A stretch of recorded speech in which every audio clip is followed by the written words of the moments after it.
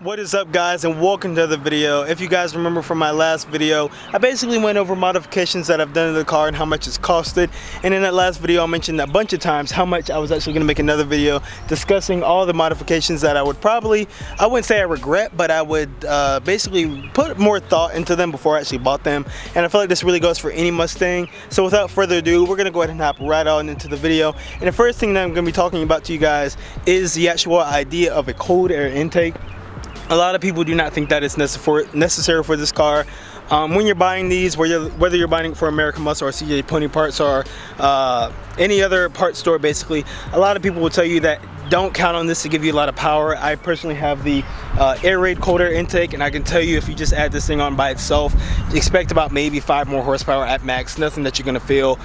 People say throttle response is something that's huge. I personally don't know anymore if that was even really changed, because it's not the throttle response from the factory on these newer Mustangs is bad.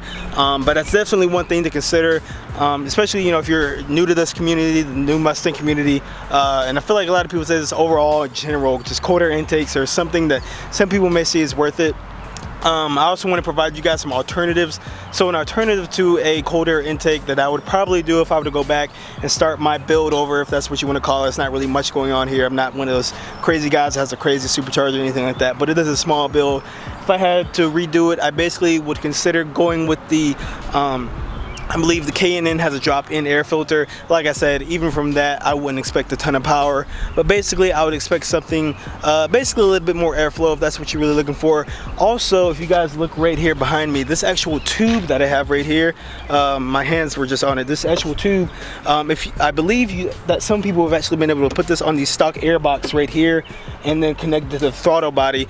And that's actually my next point here with this cold air intake. Some people say that the cold air intake is actually kind of pointless without having a big old throttle body, because in the end you're still limiting that amount of air that's getting into the engine. Now whether that be true, I'm not sure or not. I still think cold air intakes have a little bit of gain, but I do feel like it makes a little more sense to me that finishing it off with a throttle body, but that's another $400 and something dollars brand new. But that's some things just to consider. On to the next modification that I would definitely think about doing again. I definitely love the tint on my vehicle. It's 35%. If you're new to this channel, you know I live in North Carolina. That's a legal limit there. A lot of people have gone darker. Honestly, guys, if I were to go darker with my tint, I probably would leave it at 15. No, not below 15. I have a friend up here. He actually has his car down at 5%. That's just way too dark, guys. It looks great, but as far as visibility and all that goes, it's just so hard to see out of the car. But the tint, I think, looks pretty good. Sometimes you can see through it, depending on what time of the day it is, depending on how through the light is. If you guys see right behind me right now, it's kind of hard to see into the sides. I personally don't have the front windshield tinted just because more legal trouble with North Carolina. My thought process was just, if I get pulled over, I don't want to add on to those tickets or anything like that. So I'm going to stay where I can be, or stay where basically the shop recommends. So that's definitely another thing. And my next thing that I'm going to mention to you guys is actually more of a performance mod related, is my tune. Now for my Mustang specifically, I'm tuned by MPT. They're located in Florida. As you guys know, this being a 3.7 liter V6 Mustang, yes, it's a V6 if you didn't know that, sorry guys, but it's still a Mustang whether you like it or not. The actual tune for this vehicle, it's great. That's the best tuner that you can get as far as email goes. But what I have been seeing a lot on the internet, some people are unsatisfied with MPT because they're not liking how MPT is selling them. You don't need to change anything for your shorty headers being added on, because some people are like, any tune shop is going to retune, just small stuff needs to get done to the engine. So some people believe that MPT is kind of lazy, but that's not really why I wouldn't go with them again. I just would look more at dyno tuning. The only problem with that, and why people go with email tunes, is because sometimes there are better shops that are far away that have good tunes, but you just can't get to them. Obviously, like I said, MPT is all the way in Florida. Have no chance of getting down to them with their dyno, so I just went with an emo tune. And not too many people know how to tune these cars, or if they have, not too many people work on them now. Nowadays, this engine has been phased out by Ford. There are still some people, I don't want to make it sound like it's completely dead, but there are some people that still work on it. So that's definitely one modification that I would think about redoing. Another modification that's it's slight appearance mod. I don't have too many appearance stuff on this car. Is my 3.7 liter badges right here. They still look great. I still like the look of them, and the reason why I went with chrome originally is because I thought to myself, I can just, you know, plastic it black if I would like it to be black. Still thinking about doing that, but that's once I get my wheels and everything.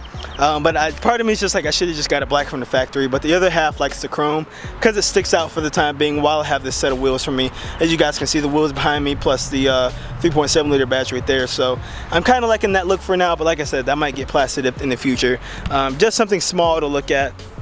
But as we're moving around towards my modifications, one of the other ones that I would consider redoing is actually in the engine bay. I talked about it in my last video. I got it for a deal, but my BBK shorty headers, a lot of people have bought these for this particular Mustang, for this engine. They'll tell you that, you know, they're great, they love the sound, the way they look, you know, it's just a really nice, it's a very nice add-on to the car. Now Speedy Daddy, I think it's Speed Daddy headers, I'm probably saying it wrong, it's one of the two. They're based off Yahoo, and I would definitely give them a serious look because, you know, a lot of people were saying, that's a Yahoo, I think I meant to say eBay. eBay, they sell off eBay. They don't really have their own website last time I checked, but they do sell right off eBay. A lot of people have been giving good reviews about those. Some people, when it first started coming out, people were like, no, if you're buying eBay stuff, be prepared for eBay quality. But these headers have actually been, at least being able to show the amount of gains, basically similar gains to the BBK shorty headers that I have on my car, which are about $200 brand new. Now, like I said, I got from my shorty headers in my last video I mentioned, I got them for about $250. That was just a one-time deal for me. But basically, guys, I would rethink getting these Speed Daddy headers because I do believe they're about $130, $150. That's way cheaper. And once you get them installed, if you do install them yourself, that's a big headache. But I did get mine installed, so once you add the price and all that, basically you're just gonna go ahead and lower the price of everything. So that's one thing that I will consider. And I'm pretty sure that's all I have for today's video. I'm trying to think, are there any more modifications on this car that I wouldn't say I regret. Like I said, any of that stuff that I just named, I don't really regret, but I would consider doing it a different way. And I'm thinking that's it. Just had a bug fly by me, I don't know what that was. But yeah, guys, that's basically it. You know, I still love this car. I still love the way it handles. I still love the way it drives. Everything that it is, I still enjoy it to the T. You know, I don't regret pouring the amount of money that I have into this car. I haven't dumped a ton of money into a V6. Some people may have a problem with dumping money into a V6 in general. Like, well, can't you just buy a V8? The answer is no. I've only spent about $3,000 on this car. And that's not a lot, especially over the amount of time that I've had it. I've almost had the car for about 4 years now coming up. Later this year will be 4 years, and I've saved my money and I've still been able to do school. I've been very smart with my money. So but $4,000, so, you know, can't you just save $4,000 over 4 years and get a GT? I mean, I guess you could say that, but once you add insurance and what else? Once you insurance a car payment, it's still going to be a little different. And this it's just not as easy as what people make it sound like. Oh, just save your money. You know, do this and this and this. And like, I still want to modify my car, guys. So if I have a GT, but I can't modify it because some of those parts can be more expensive, you know, that's a thing. But other than that, guys, that's really all I have for today's video. If you enjoyed this video, you want to see more content or have any questions for me in the comment section, I really want this channel to be about this car and this community, for people who are buying this car, and maybe you just or if you have a different car and you know, if you have something that you wish you regret buying, if you agree with the quarter intakes that they're a waste of money, go ahead and comment that below. But other than that, guys, I'll catch you guys in another video.